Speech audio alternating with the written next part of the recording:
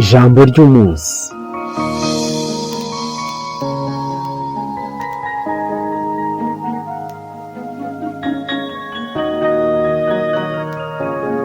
Negereye mwigisha ndamubaza nti ese ni gute naba umuntu nyawe?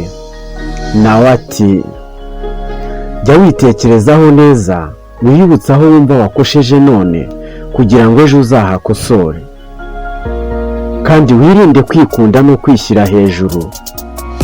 Nusanga hari icyo umariye abandi nibwo uzaba uri umuntu wa nyawe.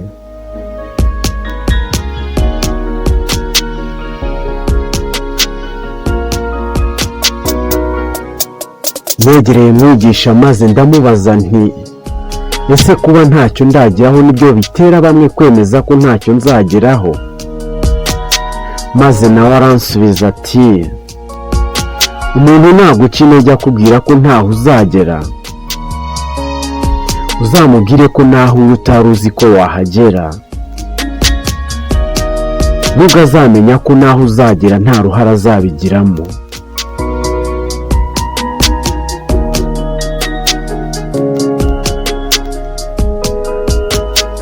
Mwigisha aranyegera maze aranyongorera ati iki ngiye kukubwira uzakizirikane.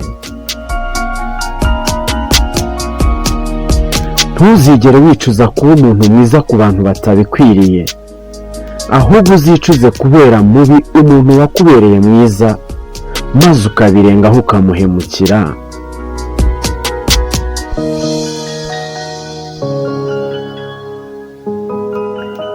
Mwigisha ataransezera ngo nkomeze urugendo yongeraho ati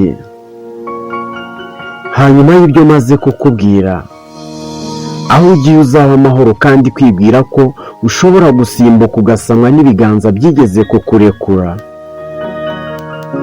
Uko ni ukwibeshya ndetse gukomeye. Ujye utekereza witonze mbere yo kwizera.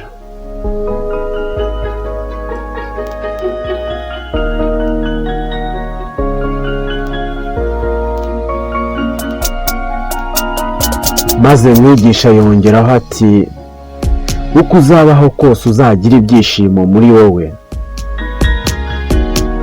Mwana wanjye, ibyishimo ni ryo banga ry'ubwiza. Nta bwiza wagira udafite ibyishimo. Nukunda umuntu ukaba wifuza no kubona ubwiza bwe, uzabanze umuremere ibyishimo.